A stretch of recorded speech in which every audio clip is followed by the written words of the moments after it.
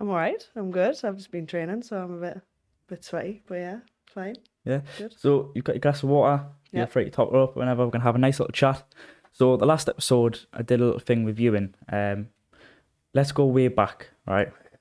Tell her who Laura Wilson is. Depends where you want to start, really. Um, in boxing terms, I didn't start boxing until I was about 26, so I was quite late in the game. Um, like I've always been in a sport. I've always, but like I got an injury when I was 17, which kind of took us out of sport for a long time. I think more mentally, more than physically. I tore my ACL, Okay. and I have 2 reconstructive surgeries on it. And I think just mentally, it completely destroyed us. So from like the age of 17 to about 26, just didn't do any sport, didn't do any fitness, nothing like that. Was it boxing when you were 17, or was it a No, different sport? no, no. So I started off when I was about 15. I played netball, Okay. and then a bit of a weird one, I know. No. And then I went into football, Yeah. and to be honest, I was really good at it. And Next Joe Linton. uh, maybe I was a goal. Well, I was a goalkeeper though, so but I was really good at it. And my coach was like, "Yeah, yeah, you're gonna go far. Like, yeah, you're gonna have top teams getting you and all that." But blew my knee out. And that was the end of it, really. Didn't really get very far. Yeah. Obviously, wasn't meant to be. But yeah, and then I just kind of went on a bit of a downward spiral after that. Yeah. Wasn't good, nah. Yeah, so. So at age 26, when you first walked into a boxing gym, obviously you see on social media as a big bravado of women going into gyms and feeling a bit uncomfortable. Yeah. Obviously, boxing, it's very male, heavily supported. Was it easy going into a boxing gym? Was it hard? I think because. So I started off doing the charity fight. And I think because I went with my pal and was just decided, you know what, we're going to do it. I always wanted to try boxing. I was quite an angry person when I was younger, and I needed an outlet, and I never really had that. And I think for me it appealed to us, and I was just like, I want to do that. Like that's something I want to do. So that was kind of the route I went. It was the only kind of opportunity where it was like quite heavily advertised Yeah. in terms of like, oh well, do you want to fight in 8 weeks type thing. Yeah. So I went down that route, and I think going into the gym wasn't too bad because of the fact that there was other females Yeah. doing the charity fights. There was quite a few actually.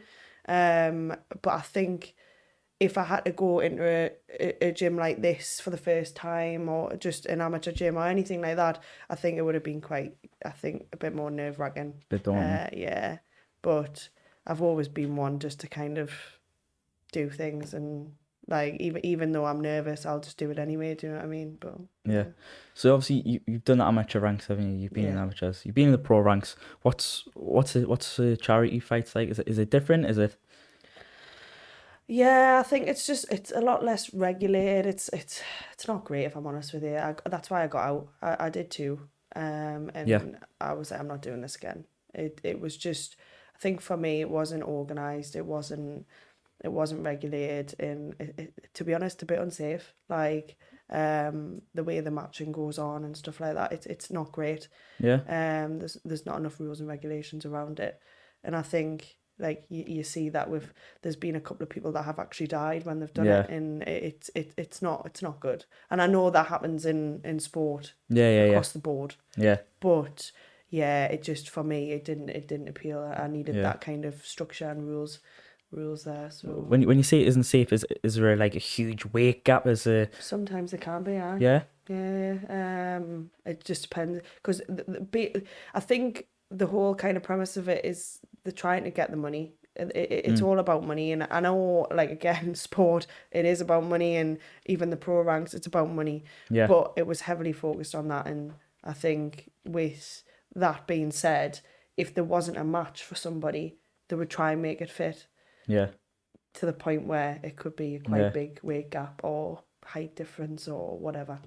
So yeah, Obviously, it's for charity, isn't it? So it's yeah, it's for a good cause, but also at the same time you've got to think of people's health and stuff like that. yeah. Do you think they should maybe continue with it? Do you think they should maybe stop it and find an alternative way?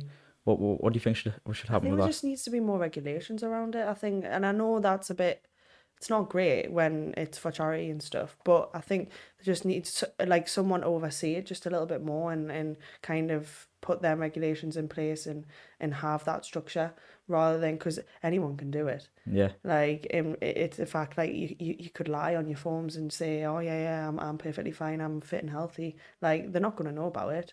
yeah, They don't do extensive checks on you or anything like that. So it's like, and it's the same for amateur really. yeah, You could lie, but it's like, yeah, it's I think it just needs to be a bit more regulated. yeah. But So obviously, charity fights a lot different than the pros and the amateurs. yeah. When you had your first amateur, were you like, this is definitely for me, or were you like, oh, this is quite scary? What was that? What was the feeling like?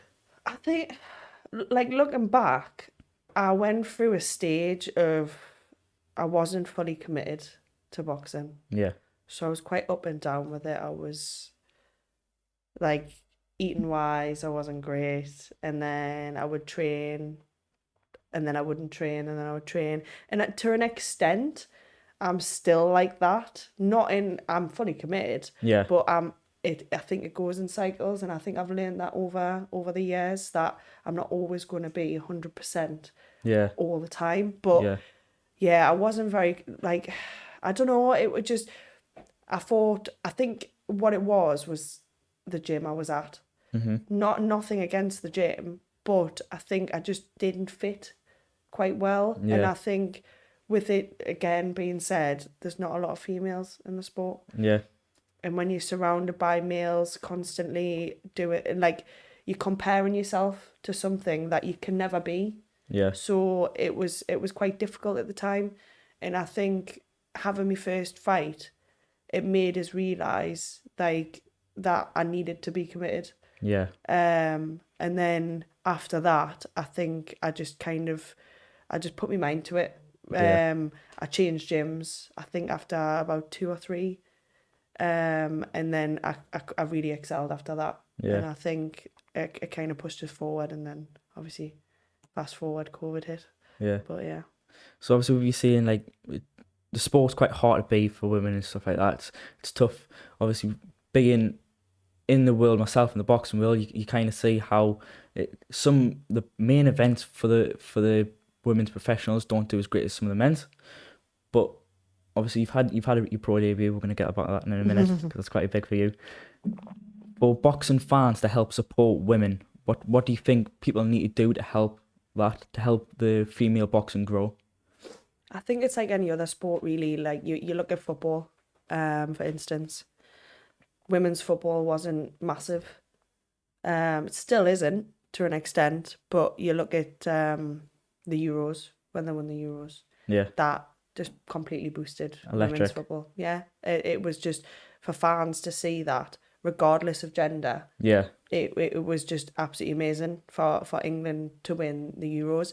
And I think once fans start seeing these big fights coming off, you look at Carissa Shields, Savannah Marshall fight, I think fans absolutely loved that fight.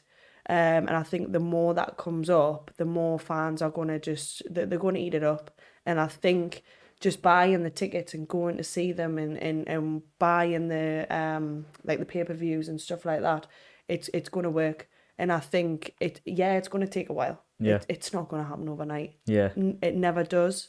Like again, I go back to football. It took years for women's football yeah, to come up, and it's going to be the same for boxing, I think. yeah, So, and it's kind of more as well pushing the females through into the pro ranks. yeah, And the more that come through, the more exciting it's going to be because there's going to be more challenges yeah. and whatnot. So yeah. Don't you think though that with there not being many females in the boxing game, there's lots, but there's not as many as there could be. Don't you think that makes it a little bit more exclusive to the sport? Do you not think that it has a little bit of like, no way, they've got a female bout on? Like that'd be quite interesting to watch. I think, yeah, to an extent, but I think like women's boxing, it's just as good as men's boxing. It's different. Yeah, It's a different style. It's the same again. I go back to football. It's a different style of football. It's a different pace, and I think as it comes up in the ranks, like you say, I know you're saying it being exclusive and whatnot, but I think it needs to be on that level of it being saturated with women.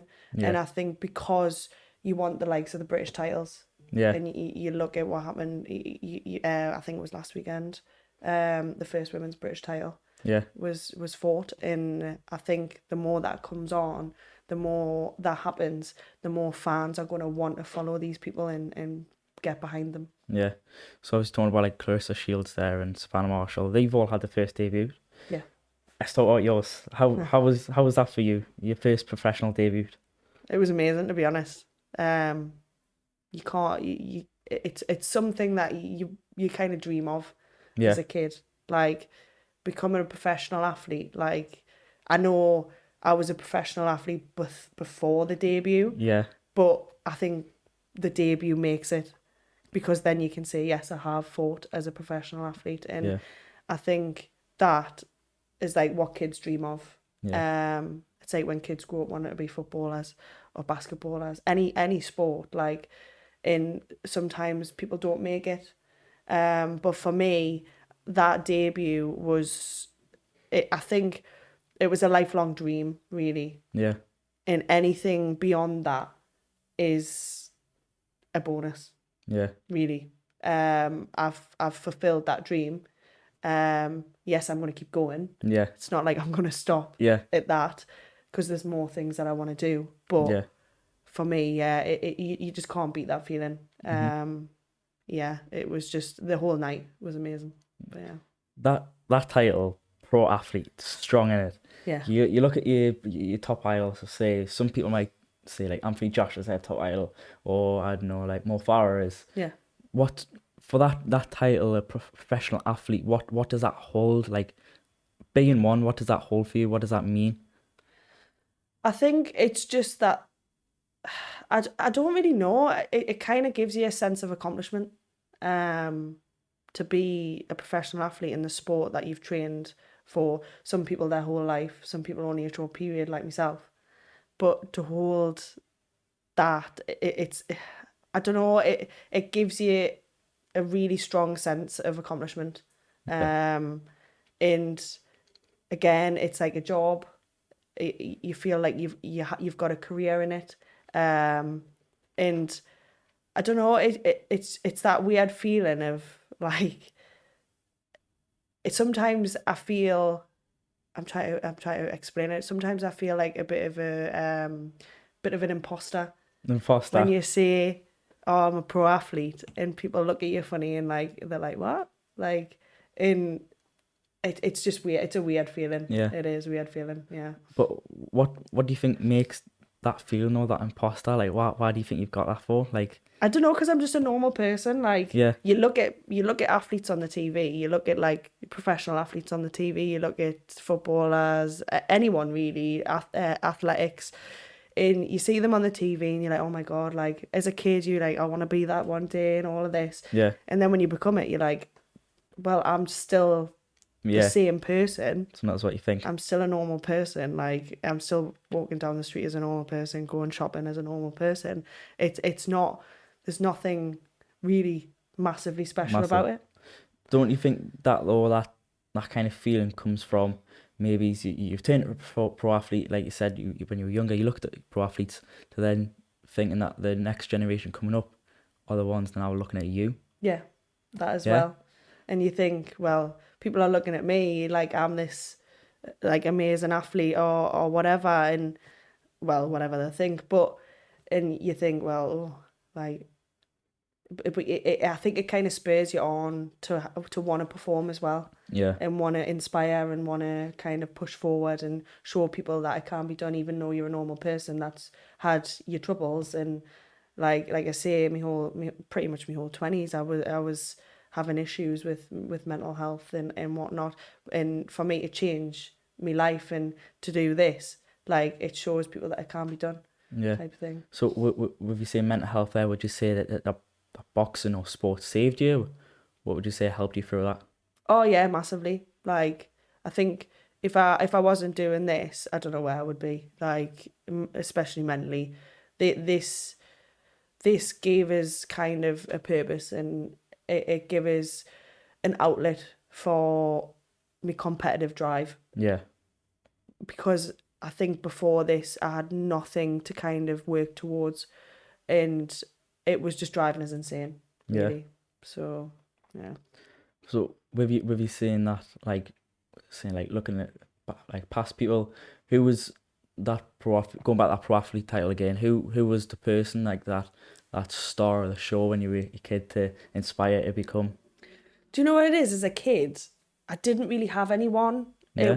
Like, especially female wise, because like growing up in the 90s, there wasn't Yeah, really very torn around. mass. Yeah, I think when you look at athletes like Serena and Venus Williams, like massively, like they inspired us a lot. Like Yeah. they're top of the game. Like I know the tennis players, which is like obviously far from boxing, Yeah. but just any female athlete, it like, I think fighting wise, when I started to get more interested in fighting, it was Ronda Rousey. Like Yeah. she was just, I don't know, like the fact that she went into the UFC and just kind of paved the way for Yeah. female fighters, just in general, like Yeah. across the board, like how she did it, like in how she kind of conducted herself, and how she made money from like advertising, all of that, like she did well for herself. Yeah. And I think some people kind of, I think, don't like her in a sense where she kind of dipped off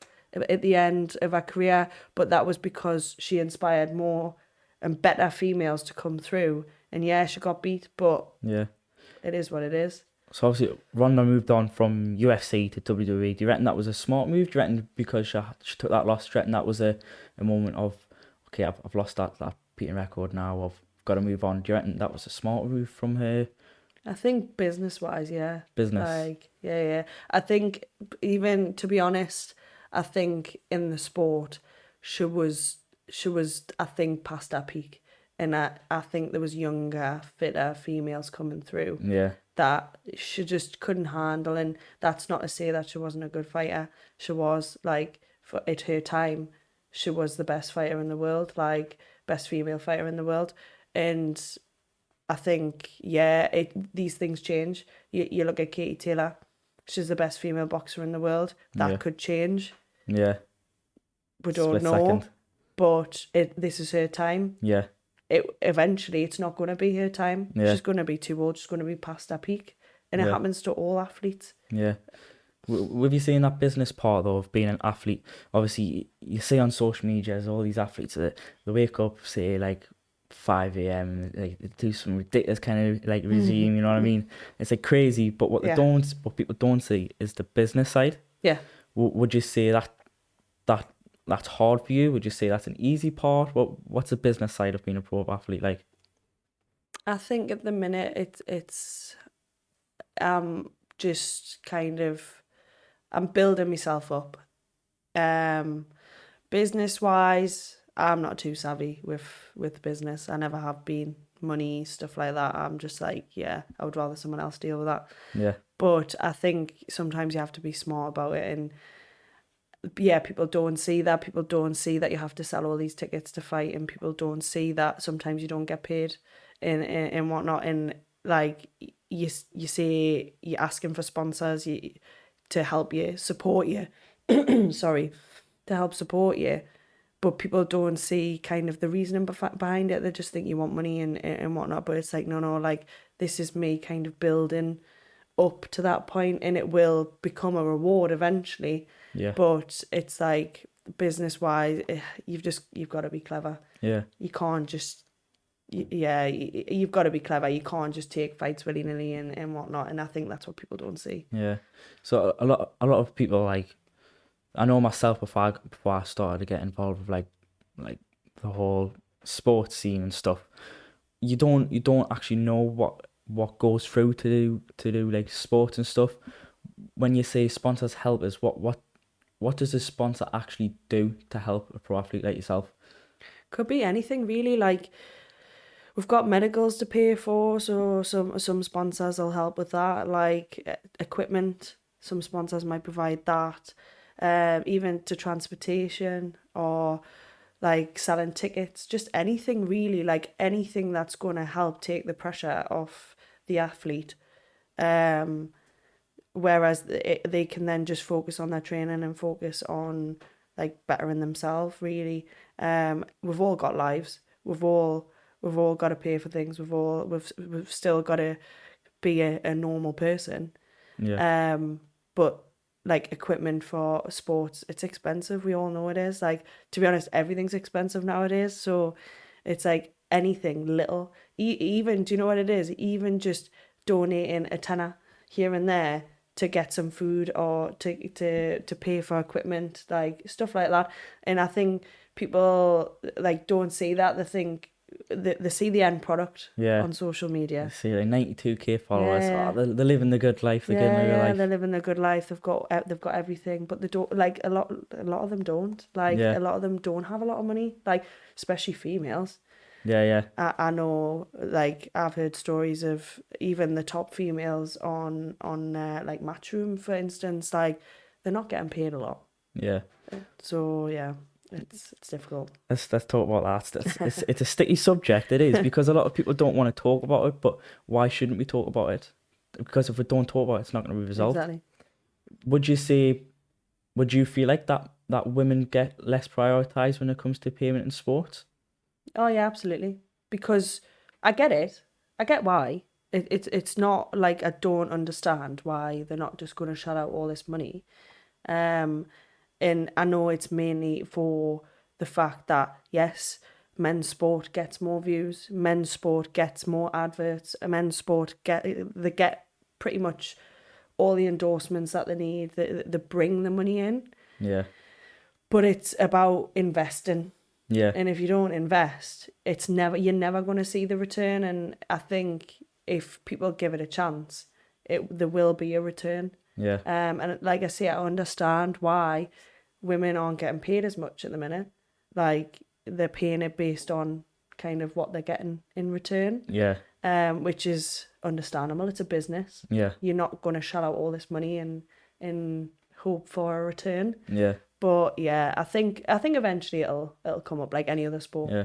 Do you not think recently, though, in the past 2 years, has come up, like, you've had the women's Euros, for example, filled Yeah. a massive stadium just for that, and then you've got Clarissa Shields versus Savannah Marshall. Do you think that people are starting to look and go, oh, actually, this women's sport, this women's era is starting to come now? It's starting to evolve, would you say? Yeah, no, absolutely.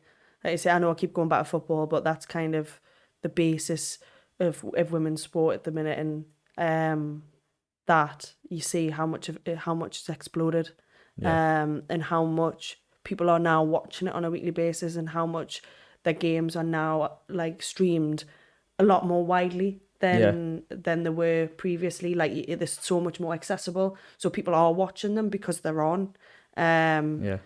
And I think as soon as women's boxing becomes more kind of advertised, and the more people start, like, the more women's boxers that become household names, then people, like, you look at Katie Taylor, people always want to watch Katie Taylor, regardless. Like, you hear the name Katie Taylor, everyone knows that name. Like, it's a household name.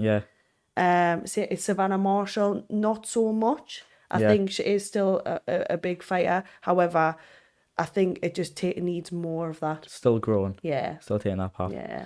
So we've talked about that. We've talked about like kind of women's boxing stuff. But let's go back to that debut. When you were preparing for it all, just moments before, what was going through your mind? What were you thinking before that debut? Try not to swear. Hey, look at it. Open mic. You can see what you want. Honestly, I was shitting myself. But I think... So I hadn't fought for 3 years before that. And having that feeling again of before a fight, you don't ever forget it, but when it comes back, but it's like you don't expect it. So again, when it happens, like the nerves that set in, you're shitting yourself. You're putting yourself in this ring where someone wants to hurt you. Like, it's that natural reaction of, like, you don't want to do it. Your brain's like, no, what are you doing? Like, don't do that. And that's how I felt. It's not glamorous. Like, Yeah. people think it's all this exciting kind of thing. It's not. Like, you're in a state of fear. Yeah. And don't get us wrong, I wanted to be in the ring, like, Yeah.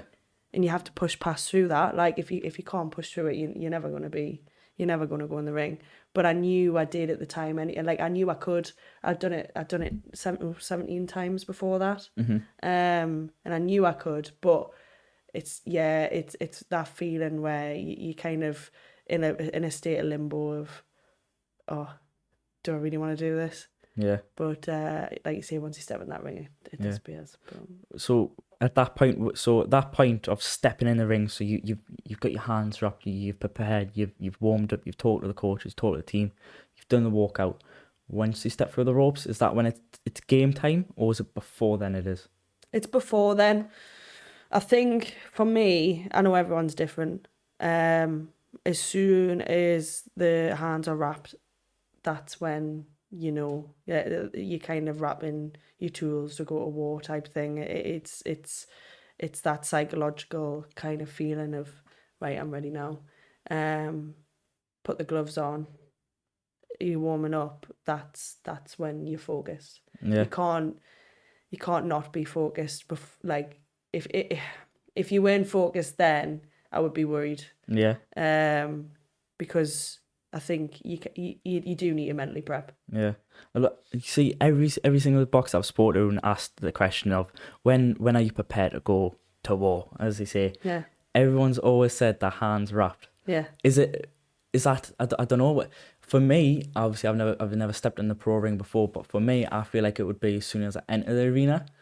But everyone seems to say it's the hands wrapped. Why do you think it is that hands wrapping? I think that's just I don't know. Like, I've always been like that. Every fight that I've had, it's as soon as my hands are wrapped, that's it. It's go time. You need to be focused, and I tell myself you need to be focused, because it's a case of, it's like being dramatic. It's a case of life and death, in a sense. Yeah. You've got to be prepared. You've got to be focused, and I think you need to be focused before then. Yeah. So I don't know, psychologically something changes, and you just become a lot more focused. Yeah. But, yeah. Right. So that hand wrapping. So obviously people might be watching that. They've never done boxing before, never seen boxing before. What's hand wrapping for people that don't know? To be honest, it's just protecting your hands. It's like, it's a form of it's a bandage technique, just to kind of, it keeps everything secure. Because if you don't wrap your hands, then if say you're punching, your bones are kind of floating around, like, and you're more likely to break your hand if you haven't got that wrap kind of tightening around your fist, and it just protects your knuckles. And I think you need to protect them. You're punching hundreds of times, even in a training session, and it's like the impact on your hands is unreal. But yeah. So what is it though? Is it like is it sponges? Is it like, for people that don't know, is it bandages, tapes? You know what I mean? It could be anything. Like, every boxer's different. Some boxers use like the pre-made kind of wraps that are fitted to them. Some boxers use sponges, like dish sponges. Yeah. With tape, bandages. Obviously, the main premises of it is a bandage. But like I say, some boxers like more padding on their knuckles. Some boxers don't. It like I say, it just depends. Like, some people like their thumb wrapped, some people don't. It's personal preference, really, and there's a lot of different techniques that can be used. And you just kind of find your way. Like, over the years, I've wrapped my hands differently. Yeah. Many times. But you just kind of find your way in what's comfortable for you, really. Yeah. So obviously you've had the debut, you talked about how you're feeling during it and the hand wrapping. Let's move a little bit more forward now. Let's go to the training regime, because I'm guessing you're in a camp now, aren't you, for your next fight? What's training like in a camp? It depends, because with me, it's kind of fitting it in when I can. I work full time, so it's fitting it in around my shifts. But yeah, it's just trying to get the conditioning in, trying to get the running in, the fitness massively. And it's just kind of, as the weeks go by, amping it up. Obviously there's a lot of boxing training involved, a lot of pad work, a lot of drills. But yeah, it just, like I say, sometimes I'm training twice a day, sometimes I'm not. I don't kind of beat myself up about it. I don't have like this strict routine.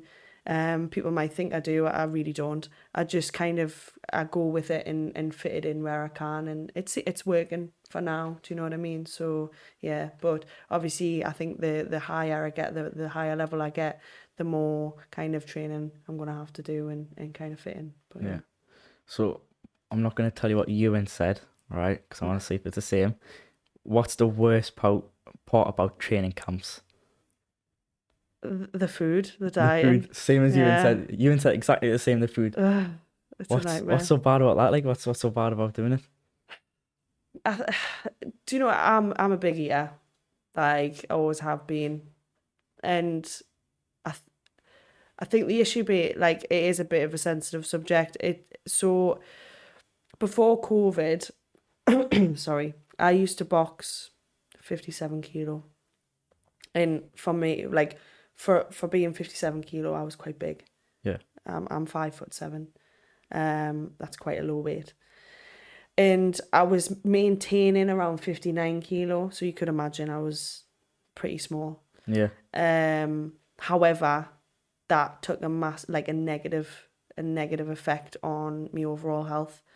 And when COVID hit, I just decided, right, well, I can eat now, but my brain was just like, yeah, just keep eating, yeah, which then led on to me developing a binge eating disorder, where, to be honest, it was quite bad at one point, and it was more psychological.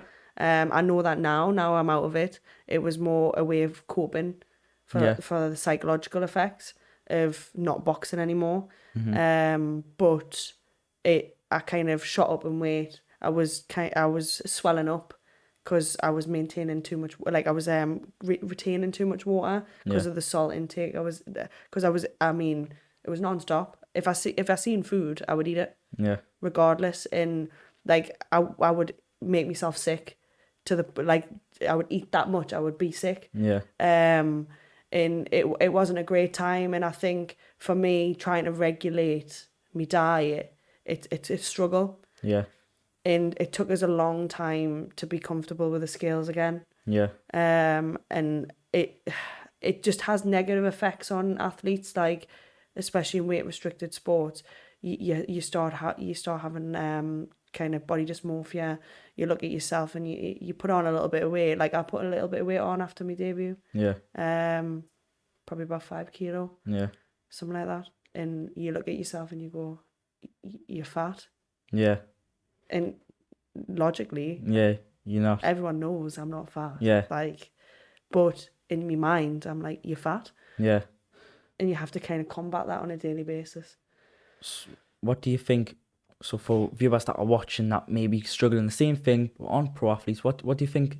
What helps you that could maybe help others through that? Do you know what it is? I'm still figuring that out. it's it it's a learning process, and I think for me, what helps is just try not to beat myself up. Yeah, And if I have a negative thought about it, just to kind of counteract it with a positive one, and think, no, like, say if I think, oh, I'm lazy and I'm fat, it's like, no, like I'm fit, and I'm healthy type thing. And mm-hmm.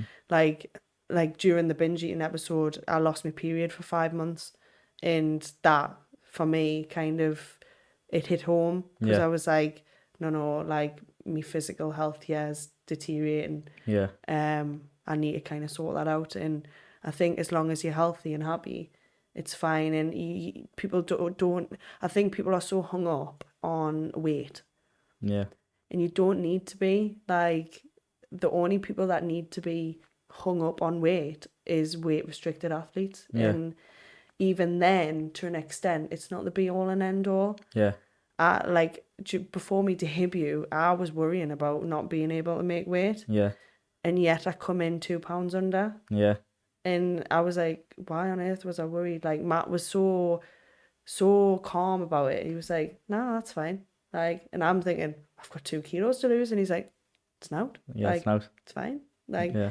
and he was so kind of blasé about it. And I was thinking, oh, like, what's going on here? But yeah, I think it's about not putting too much pressure on it and just kind of, you know, when you're doing it right. And it's about education. It's about knowing what to eat and when to eat it, really. And it's not hard. It's not difficult. Yeah.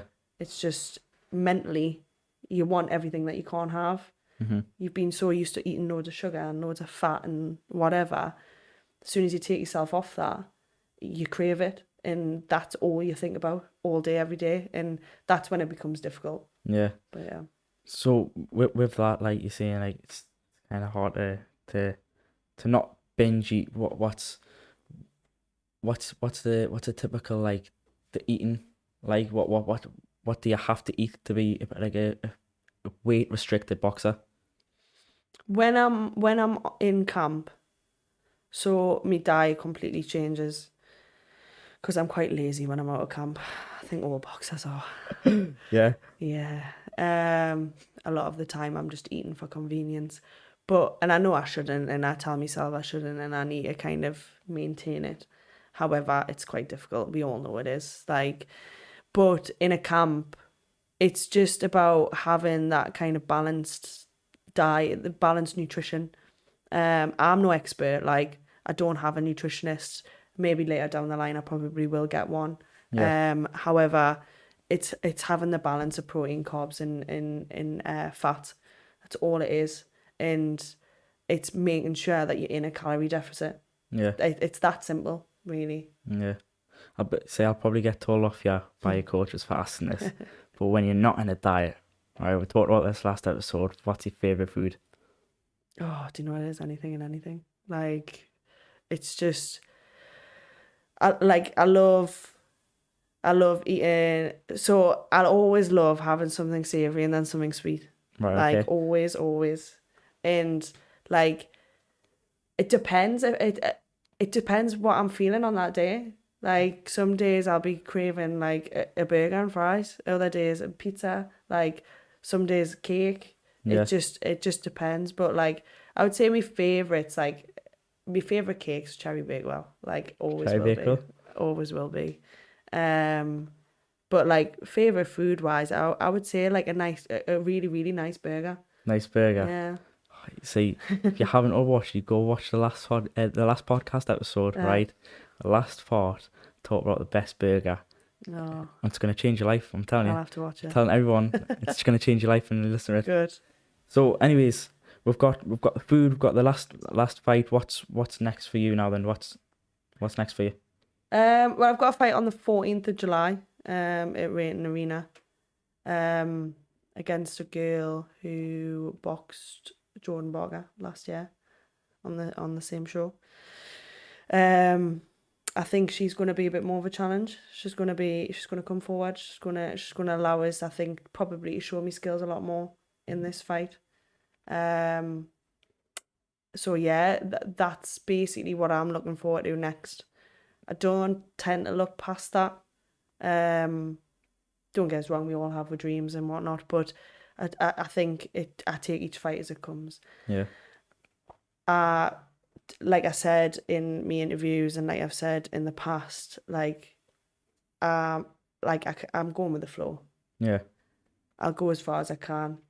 I'll to be honest, I'll fight anybody. I'm not really bothered. Yeah. Like, I want to fight, and I want to fight and prove that I am, like, it sounds really bad, but I want to fight and prove that I am better than somebody. Yeah. Like, that's, for me, that's what drives us, like, that competitiveness that, yeah, I'm going to get in the ring and I'm going to show everybody that I'm better than you. Yeah. Like, that I'm going to beat you. Like, not in a bad sportsmanship way, but in a way where, like, I know my skills and my strength and my power is more than yours. Yeah. And people are going to see that. But, yeah, I think for me that next fight is kind of what I'm focusing on and making sure that I win that and kind of show everybody what I can do. Yeah. And show the improvement from my debut as well. Do you think that's a human, like, trait that, like, that got to be better? Because I know myself, it's like in doing social media and stuff, I always flick through and I'll see someone else's content. I'll go, okay, I'm gonna do better than that. Well, I'll look at the last video I just done. And I'll go, I'm gonna make it better. I'm gonna improve. You know what I Yeah. mean? I can never ever be the best. It's always something 10 times better. Do you reckon Yeah. that's a human trait? What do you reckon that is? No, I think it is in a sense, but not everyone has it. Yeah, I think some people don't have that drive to want to be better. Some people are quite content with being whatever they are and going the speed that they're going.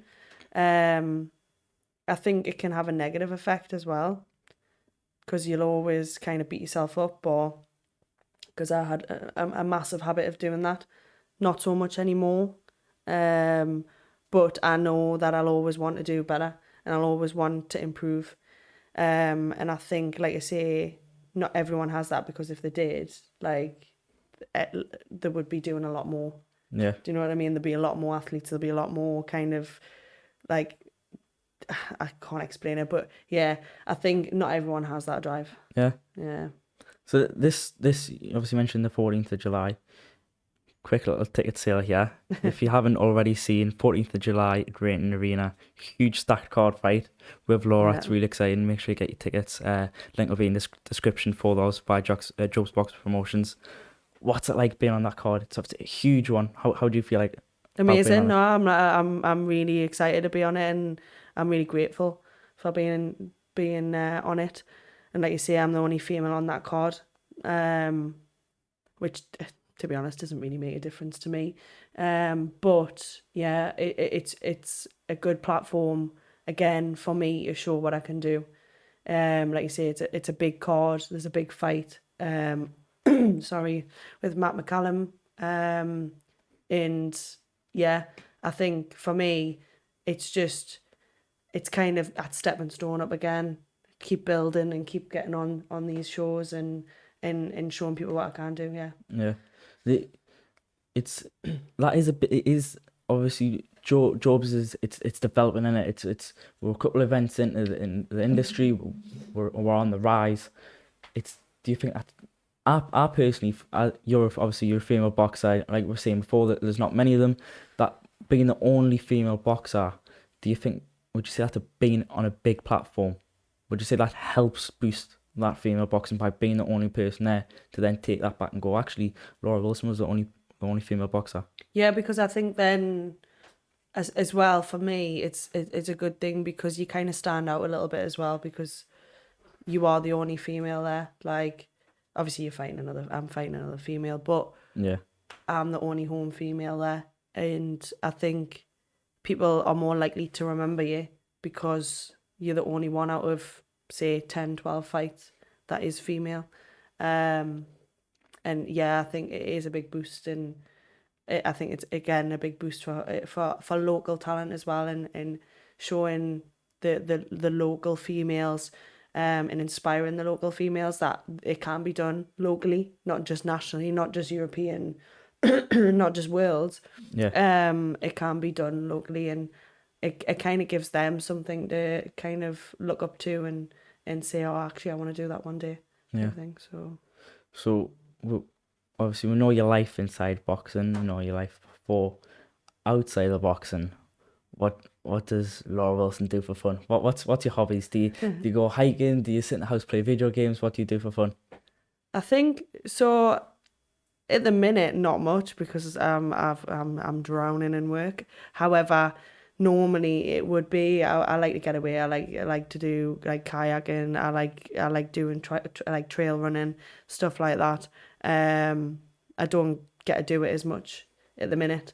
But yeah, just anything, like I'm a bit of an adrenaline junkie.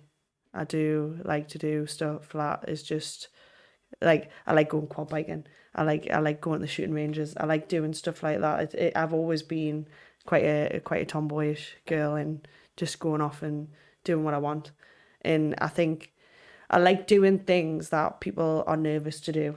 Yeah, And it kind of, I'm like, yeah, whatever, I'm gonna do it. Don't get us wrong, I get scared and whatnot, but like scuba dive and stuff like that, I'll try out. I'll do out me. Like, there's loads of stuff I want to do, and it's just kind of finding the time to do it, really. But yeah, I just like adrenaline.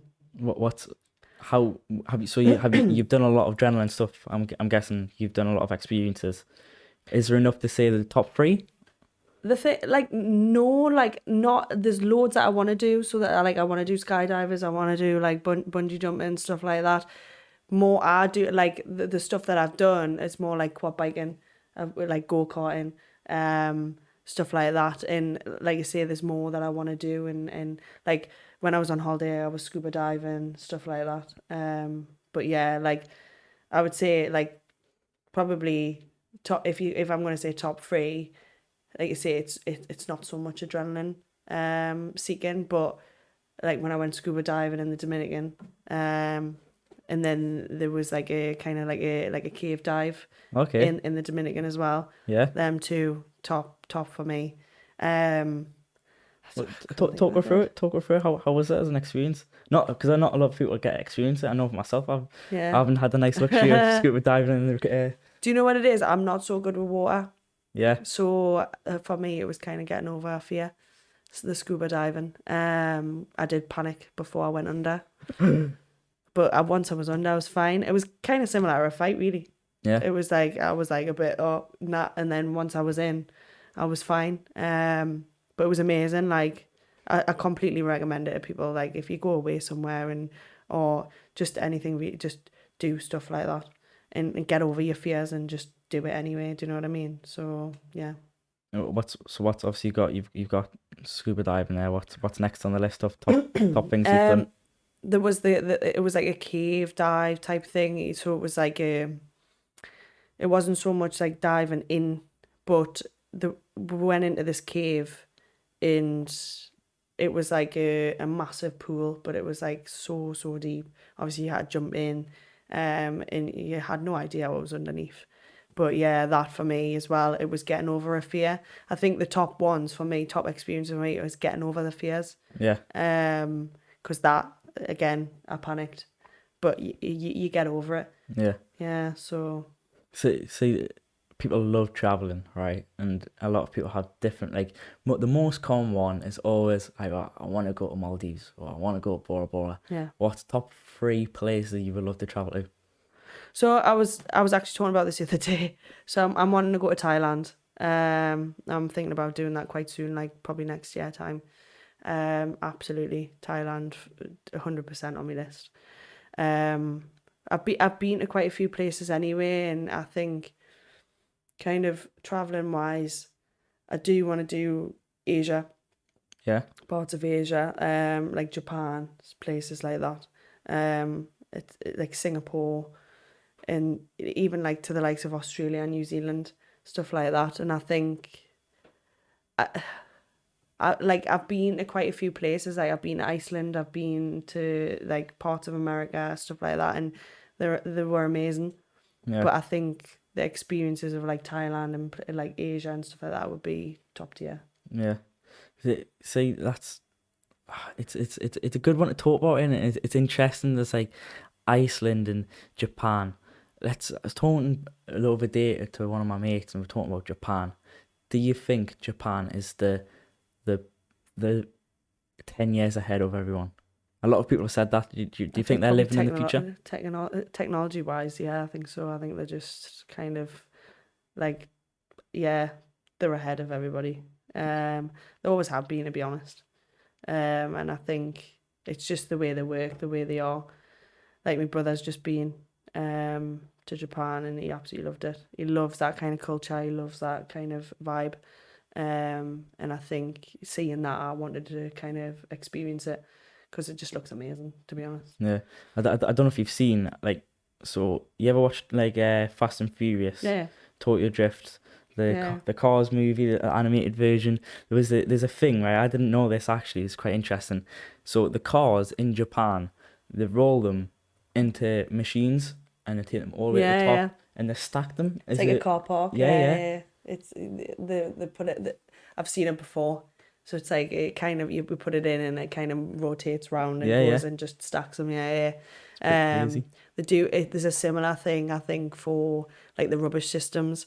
They've got like bins that are like underground. Yeah, So it's like as soon as you put the rubbish in, it kind of goes into an underground kind of container. So it's like it's they don't have to keep emptying it like we do. Yeah. But yeah, it's just little things like that. The way ahead of everybody, I think. Yeah. It's like Iceland as well. It's like this is something I really want to try. Been looking at this for ages. I always want to try it. The Icelandic people, they always do a sauna. They get out, go run like a good little bit, and then when they get to a certain point, they jump into the river, into the ice, and Good luck get with back that. out again and go into a hot tub. Good luck with that. Is that not something you want to try when you go to Iceland? Cold water for me, it's just I've tried, like I go to the sauna and I try and get under that cold shower and it's horrendous. Yeah. It's absolutely horrific. And people who say they enjoy it, they don't. They enjoy the after effects. They do not enjoy that cold water. Yeah. I've dipped in the North Sea. Like, it's horrendous. But I can imagine what Iceland's like. It'd be horrific. Well, if you go to Iceland, you won't have a problem with the food there because they actually have the worst smelling and tasting fish. Yeah. It's I pretty know. disgusting. I've seen the videos. You willing to try it? No. No? I'm not good with fish. No? Nah. So we've talked about you travelling, we've talked about your past, your boxing, what's next for you. Obviously, you said you don't want to talk about too much about what's next after. But what's in 3 to 5 years' time, where can you see yourself? Well, I was talking to Matt the other week about stuff that I wanted to do and whatnot, and I think for me, it's like seeing the likes of Rhiannon Dixon winning the Commonwealth title, and then the European titles, British titles, all of that. I just want to go after them. Like, I want to go after the Commonwealth title. I want to go after a European title. Obviously, I need to work my way up and get to that point. But that's what I want. Like, I want to reward for all my hard work. That's what I see titles as. It's a reward. Like, and yeah, maybe one day try for a world title. I don't know what's going to happen. But for me, it's going after them titles. But in the meantime as well, staying fit and healthy and not picking up any injuries. And yeah, I think I just want to get as much as I can. And yeah, that's what I want, really. Brilliant. So I think this concludes the podcast. It's been an absolute pleasure talking to you. Yeah, it's been good. I think it's going to be really inspirational for everyone to hear as well. Obviously, your side of the story. Where can we find you on social medias? I'm on Instagram. I've recently changed my handle, so I can't even remember what it is. But I think it's Laura Wilson _boxing. Okay. I think. Well, it'll be just below so people can search it up. But yeah, that's all I'm on at the minute. Like, I'm not really a massive social media guru, so. But yeah, Instagram, I think for me, that's where people can find me. Yeah, and any last words for the people watching at home? Like what we were talking about before, I think just for people, if they're scared of something, just do it anyway. Like I did, and I've ended up here. So, and I keep pushing, and I think people just need to kind of get past that fear and just go do what they want to do, regardless of what anyone thinks. So obviously it's been an inspirational one. I think you can all agree it's been an absolutely wonderful listen to as well. So thank you very much for coming on the podcast, Laura. If you did find this story really inspiring and you did find some of the stuff useful, do go check our Instagram out. It'll be in the link description as well. Also, if you do want to come watch and support Laura on her next fight, 14th of July at the Rainton Arena for Jobs Boxer Promotions, tickets will be available on social medias. So go to them for your tickets and please subscribe and like. It does help us grow and it also helps boxers like these grow. And we'll catch you guys in the next episode.